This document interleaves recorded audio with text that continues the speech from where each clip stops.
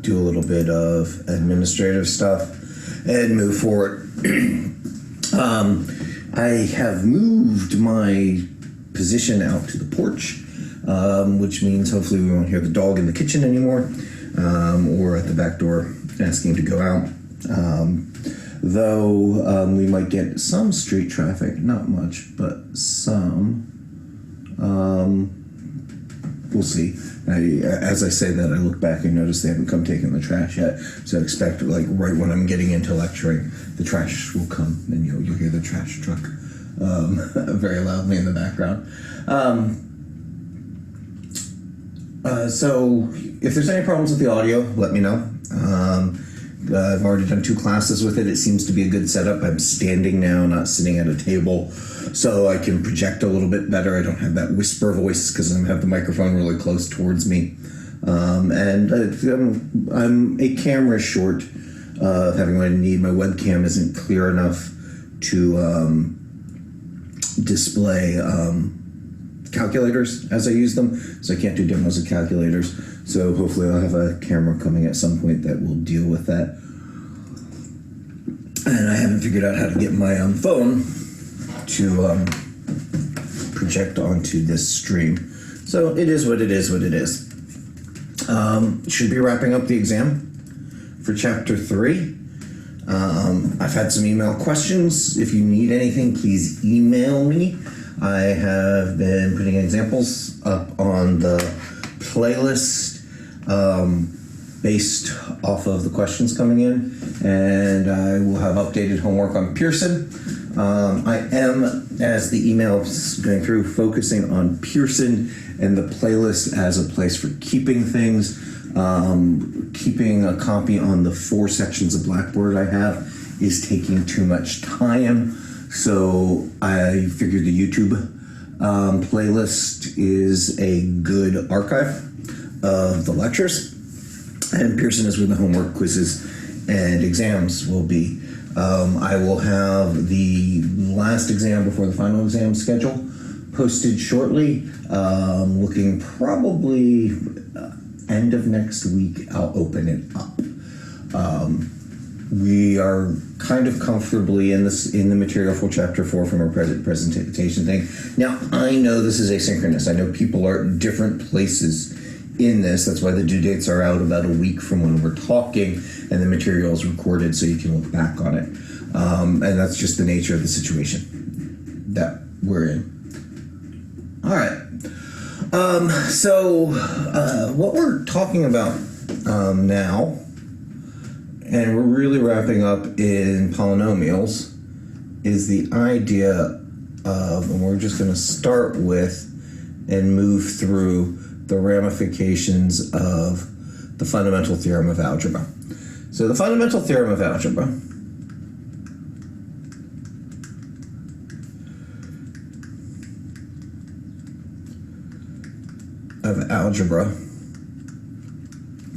says, hey, you've got a polynomial f of x that is degree n. It's got some leading coefficient and a power, and it has at least one complex 0, and I will continue to say root, 0, or solution. They end up being similar things, and they lead to our idea of factoring. So,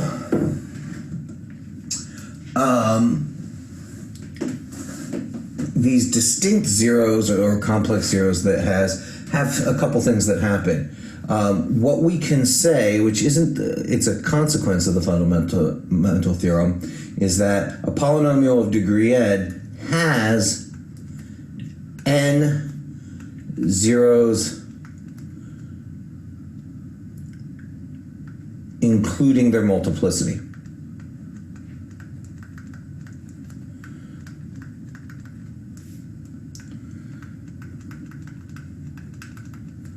Multiplicity. So if I have and as an example, have a degree 2 polynomial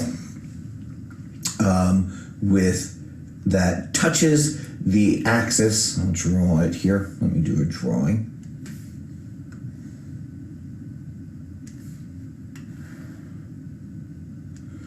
So we'll go to our friend the parabola, since we've seen the parabola off and on. The parabola will be the thing we'll use the best here. We're going to have this parabola touch at 1.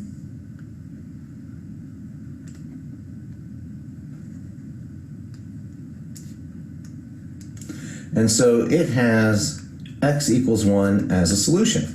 It has one distinct complex 0. And this is complex because its imaginary part is 0. And this function has the root, though, of x minus 1 squared. This has a multiplicity of 2.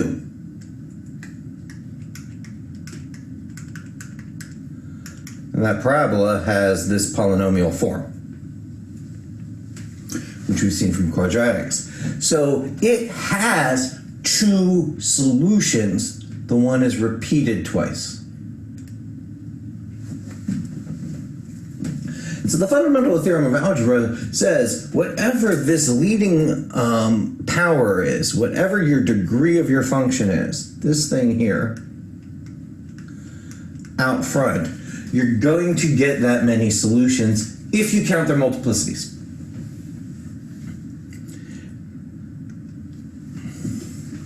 And so all the tools we've been developing are a bag of tricks to work from. I've got a 6-degree polynomial. I need to find 6 solutions, or the function's going to be doing some things in different places.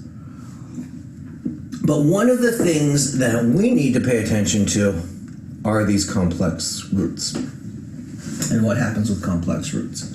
So the fundamental theorem of algebra says, hey, you've got n solutions, n possible solutions, but they can exist in different forms. Let's scroll down here. And the form you can get is you can have a completely real solution. So in its complex form, a plus bi, that means b equals 0. There is no imaginary part. Or in complex form,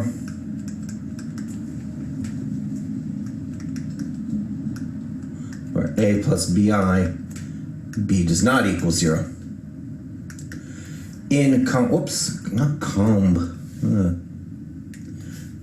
my PB dyslexia.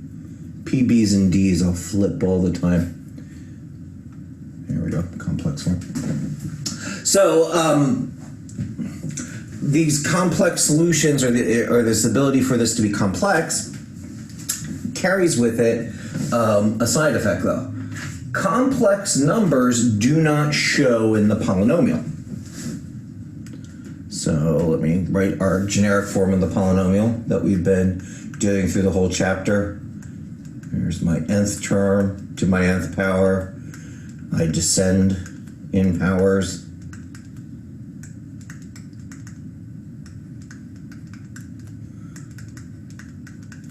Until I get to the constant.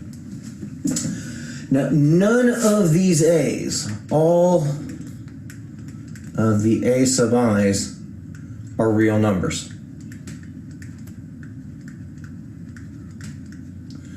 There are no complex numbers in there.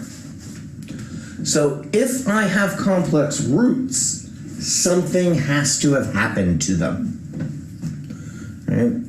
And that's something we saw when we studied complex numbers, which was if I have a complex number times its complex conjugate,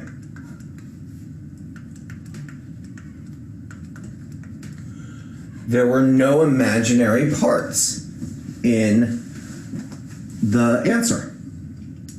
So something has to happen that all the imaginary parts vanish, because we don't have imaginary parts in our coefficients.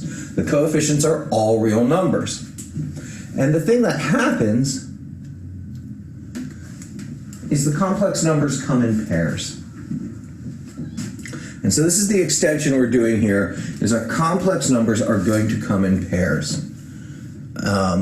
And the pair includes its conjugate. And we should have noticed this kind of ancillary in our quadratics. When we were doing quadratics, if we looked at the quadratic equation,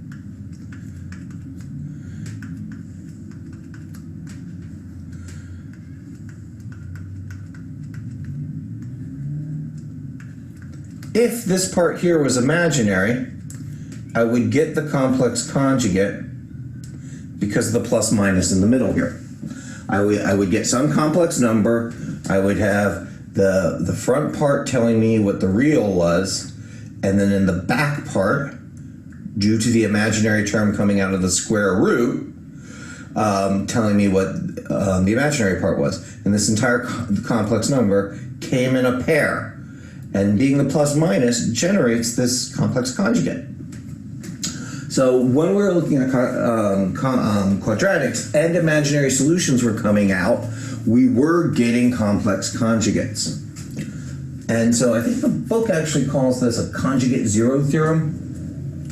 And it says, let me scroll down, I'll scroll here. That's the book wording it. If it has only real coefficients, so if f of x has real coefficients,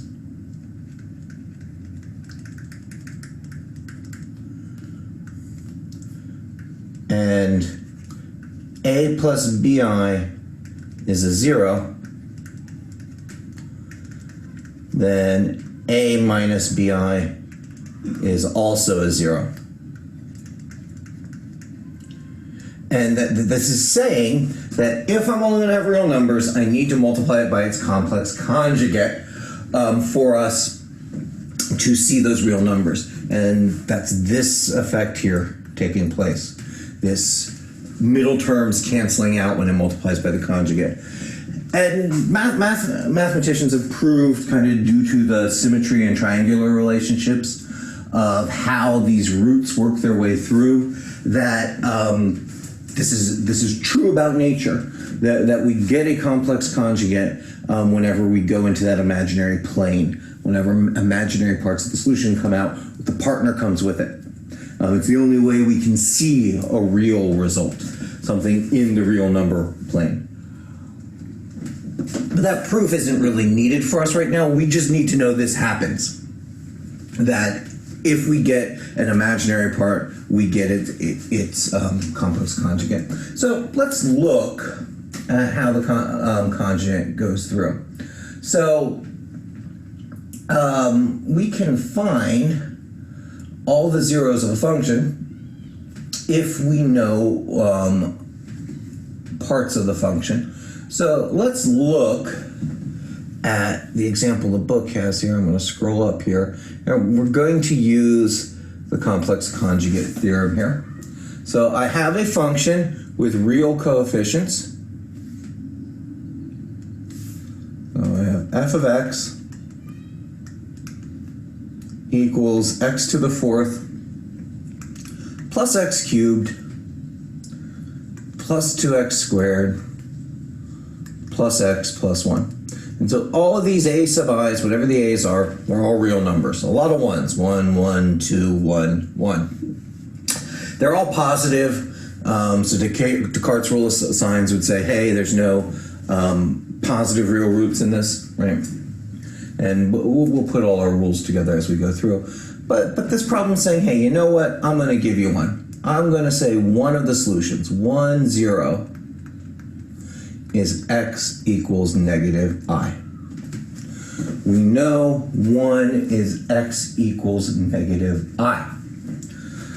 Well, if we know 1 is equal to negative I, the conjugate theorem says, hey, you get its conjugate, which is x is equal to positive I. So by having this one imaginary 0, I'm going to change color here, I think. I'll do this in a different color. Purple. So I am given x equals negative I for some reason or another, right? And you'll see as we do different tests, we find ways to get particular roots. Then I am given with the fact that these come in conjugate pairs, I get its complex conjugate, which I change the sign of the imaginary part. I change the sign of the imaginary part and I get the other zero, that it's conjugate pair. Well, the best thing to do with this is look at our power. We have 4 as our degree of this polynomial. So this polynomial has a possibility of having 4 distinct roots. It's going to have 4 roots with some multiplicity behind them all. I have a conjugate pair here, so the best thing to do is to turn these into factors. So I'm going to add I to both sides of this, and I get x plus I as my one factor, and I'm going to subtract I from both sides of this, and I get x minus I as my other factor. And so I know I want to find a particular pair of 2 more roots, because I have 2 of them. So I need to find 2 more zeros, 2 more roots, 2 more solutions. And so I want to use these factors to help divide this out. So I'm going to multiply.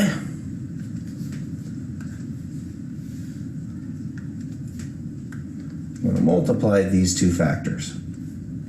So x plus I times x minus I.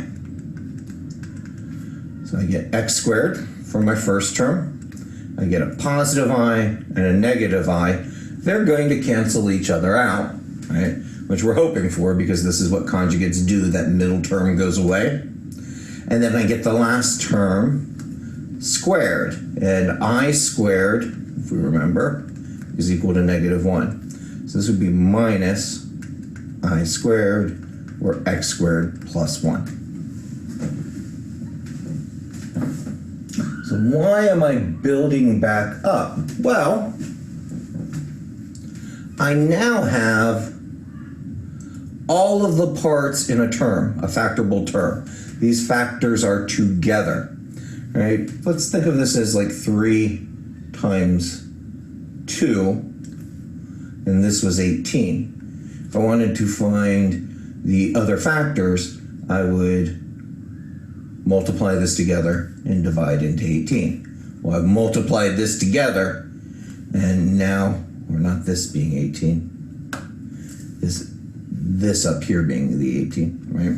And I want to find the other piece. I multiply these together and divide them into the 18. So I've multiplied these 2 things together to get the larger chunk that they represent. I want to divide that chunk through here. So I'll set up my long division. And we'll have to scroll down for our long division. X squared plus 1 is going to divide into our initial polynomial. So before I start the long division here, I'm just going to review what we're doing and where this is taking us. So I had a 4th degree polynomial. For some reason, I knew one of the roots was negative I.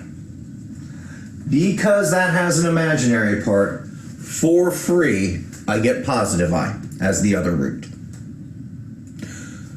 But I know this 4th degree polynomial should have 4 roots, depending on the multiplicity of each solution or each root.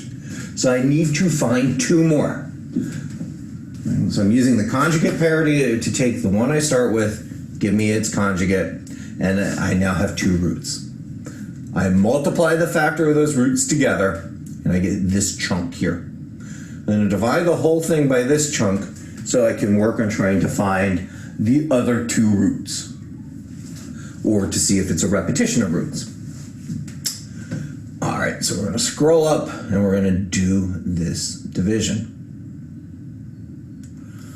So I look at leading terms, and for x to the 4th divided by x squared, that's x squared. And I'm going to multiply this back through. So x squared times x squared is x to the fourth, and x squared times 1 is x squared. I change the signs, or subtract, I guess is what we want to call that thing of changing the signs. My x cubed comes down, and this becomes a positive x squared.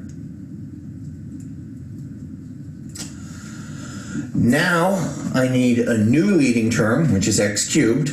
So x cubed divided by x squared is positive x.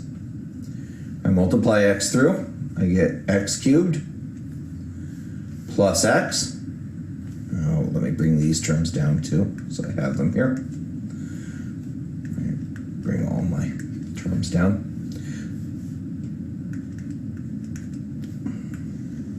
And so x times 1 is x. I change my signs. And I add. So this brings down x squared, and this brings down a positive 1. X squared into x squared goes once. I multiply. I get x squared plus 1. Change my signs.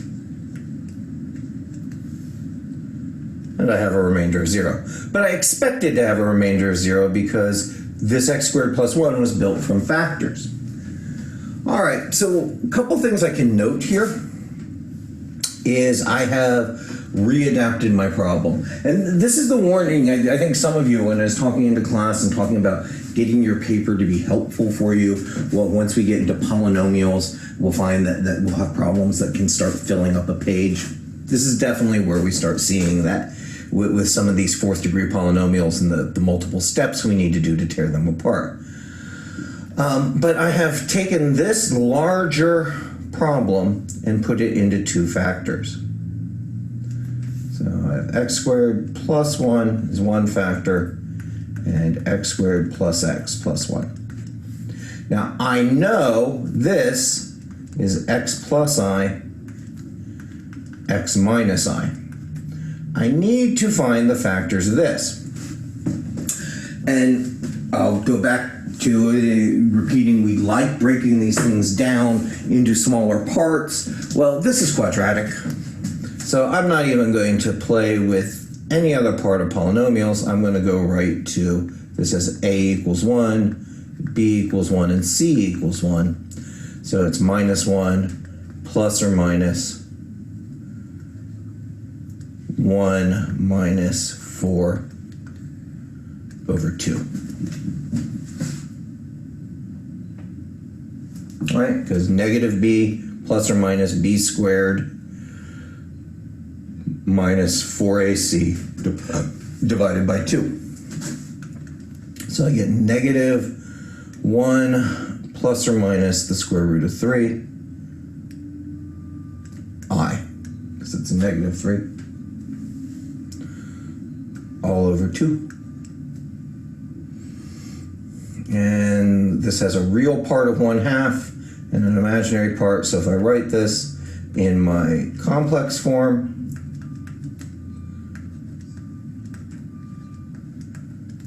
right, separate the fraction into its two terms.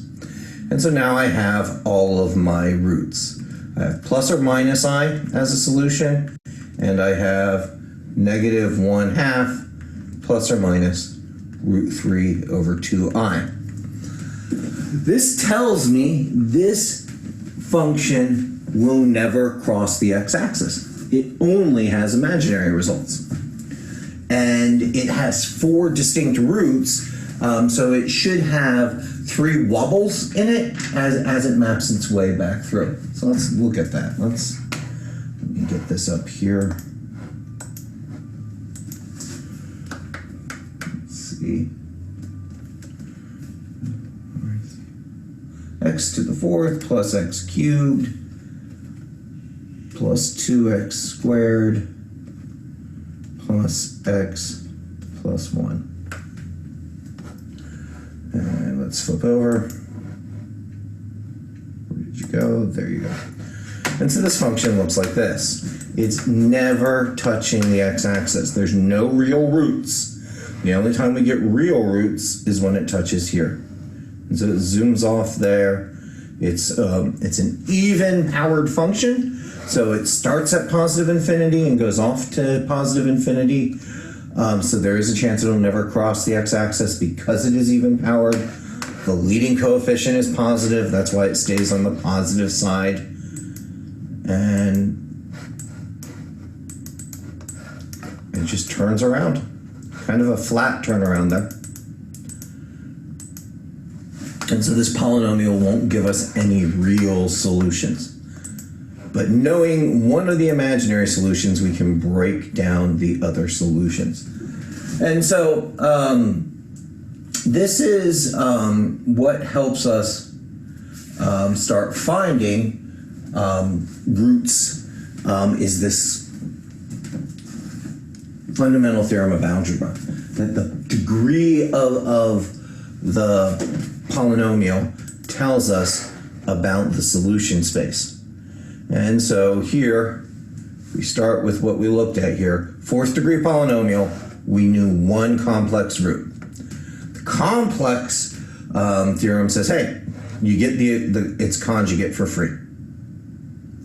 And so we have two of the four roots. Our job was to find the other ones. And so I multiplied these together so that I only had real numbers, and I divided that chunk by the larger bit.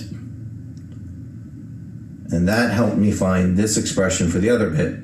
And because this is a second degree, we're going to go to what chapter 3 helped us with. We go to the quadratic formula, and now we have all of our answers right here in the corner. So let me get all of our answers. And that's the game we have. Now, things that are completely imaginary, and this is something that you find, I think I try to mention it when I talk about complex numbers, and it was one of the things mathematically, what does the imaginary number do? And it kind of helps a function turn in the background without actually touching the real axis. But when we look at word problems or reality, and we're trying to map reality into place, imaginary numbers are useful. They pop up in electronics a lot. But the general rule of thumb is real numbers are real measurable things. Imaginary numbers are kind of the pattern influencing the polynomial or the equation. The imaginary number influences how it moves, how it turns, where its max and minimums are. But it doesn't give this point of touching the x-axis, which is something real, something tangible, something measurable for an x value. And so imaginary numbers kind of hide in the background of our functions. All right, so let's see here. I'm going to, let's look at a polynomial. I want to get all of our rules together and look at some of the messier polynomials we can see and what all the complex solutions could be, so that we can then start working on the applications of these things. Because we now have our bag of tricks, kind of all the little bits and pieces in it, and we want to kind of put them all together and be able to pull different polynomials out. So let's see. I think I'll do this one here. And I'll point out to the pieces. So I'm going to point out to the different rules we use when solving this problem. And I'm just going to say you start with the fundamental theorem. Fundamental theorem, which says, degree n, you'll have n zeros with multiplicity. Now, I know that's not how the book states it. It says at the most. But I kind of want you to, underneath the hood, the number of solutions do answer n. In fact, if you pull out all the factors and you look at the powers of all the factors, they add back up to n on the degree polynomial. I think that's what the math is trying to say. So I want to put it in that best visual form. So you have the fundamental theorem. The next thing you tend to use is Descartes' rule of signs.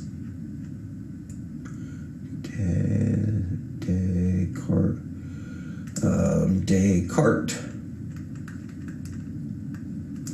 No, I am not in a Descartes spelling mood today. So we'll just say Descartes. Descartes' rule of signs. And it says f of x, the number of sign changes,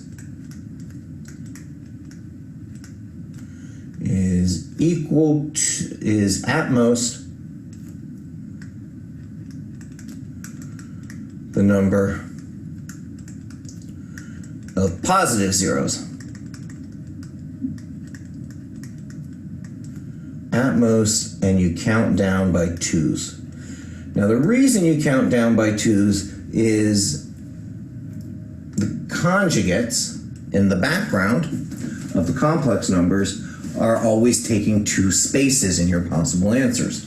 So when you look at Descartes' rule of signs, and you say you get 3 sign variations, you're going to have 3 or 1 positive root. If you get 4 sign variations, you're going to have 4, 2, or 0, because you count by twos, and you count down from the number that you have.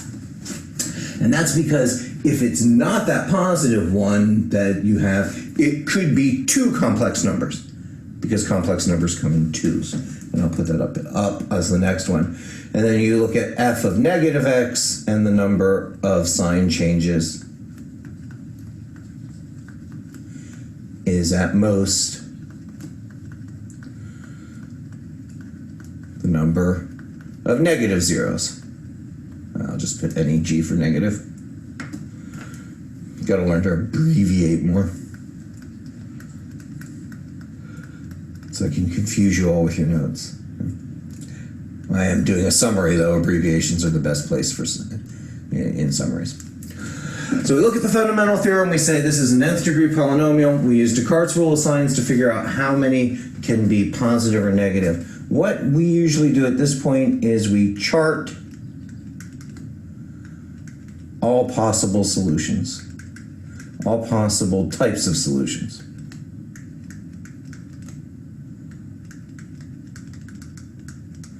And so I'll look at complex, positive real, negative real, and any one row of these has to add up to n.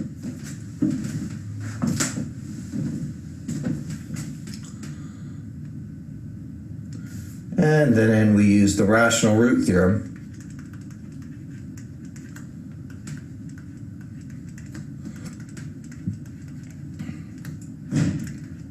combined with the remainder theorem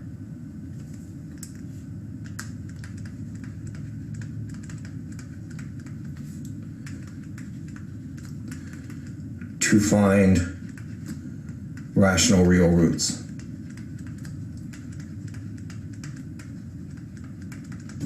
And so this is our mode of attack on these, is we try to figure out how many things we need, what type of things they might be, so that we can figure out where we are once we get things. And then we use the rational root theorem and remainder theorem to find rational roots. If there are not rational roots, right, the intermediate value theorem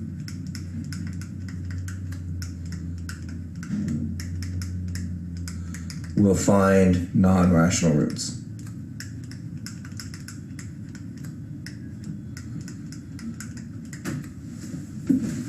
And so this is all the little bits and pieces we put together. This is the pattern that we're going to use them in. We're going to pull them out, and we're going to work on them this way. So these are the steps I'm going to use to look at these polynomials that I want to look at here and see if we can find all the roots for them. I usually don't ask beyond 4th degree. If I ask something like 5th or 6th degree, they usually factor really quickly once you have one of the rational roots. That's just because this technique you need to know how to do on odd functions and you need to do on even functions. But because it takes a while it's good practices on the cubic and the fourth powers, because that gives you an odd one that isn't as big. I don't say I don't ask. I might ask a fifth or sixth power, especially when dealing with complex roots. But again, I tend to make them things that they have a clear pathway when they're that large. All right, so let's look at a polynomial, and I will zoom up so you're going to see a little bit of this going on. I'll try to stabilize it as I point to the rules here. All right, I would have put these on the far left blackboard and pointed back to them in a blackboard situation, but this isn't a blackboard situation. So the polynomial I'm going to look at here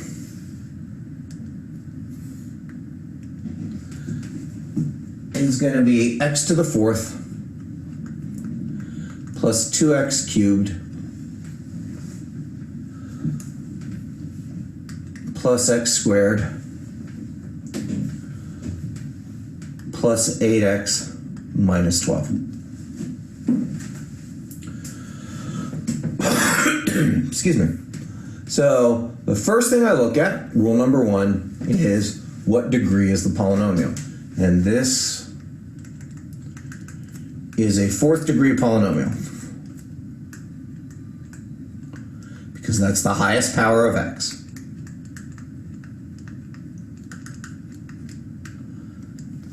Now, I am going to need 4 roots or 4 solutions. So if I look at Descartes' rule of signs and I look at the sign changes in the original function, so I start with the leading coefficient. It's positive, stays positive, stays positive, stays positive, changes negative. So there is 1 sign change. That means there is at most one positive real root. Well, if I count down by 2s, I get to -1.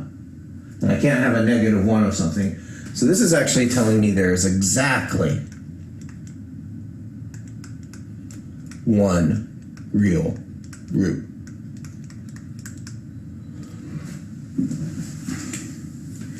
I'm not going to have 3.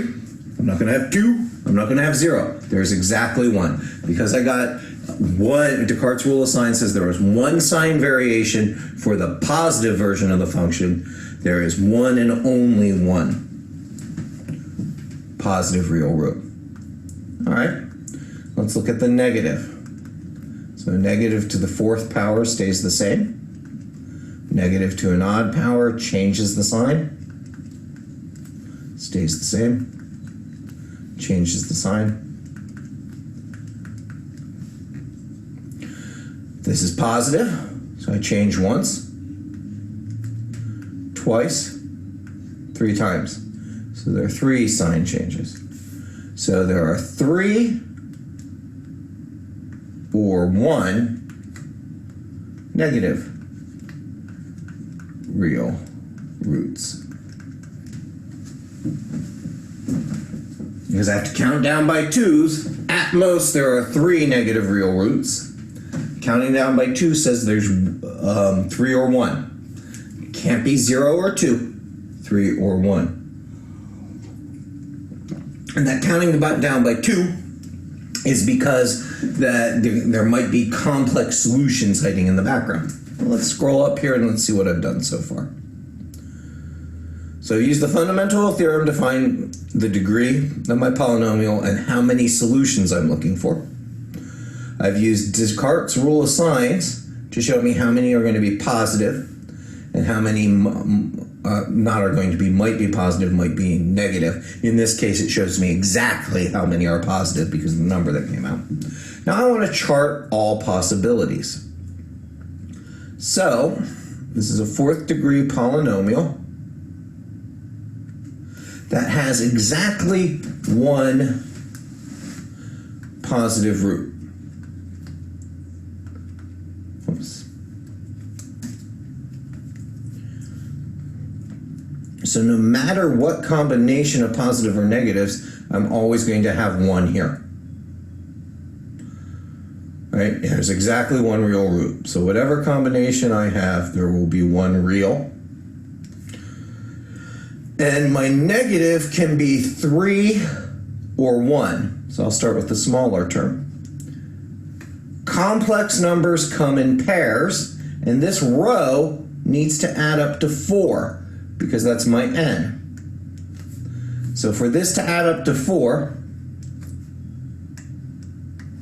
I could have 2 complex numbers. That's one possible set of solutions I can have. I have 2 possible roots with one real solution and one positive real solution and one negative real solution. All right. Now again, because of Descartes' rule of sign giving me 1 and exactly 1 positive real root, the other option I can have is this has the full 3, which means I have no imaginary solutions, no complex imaginary solutions.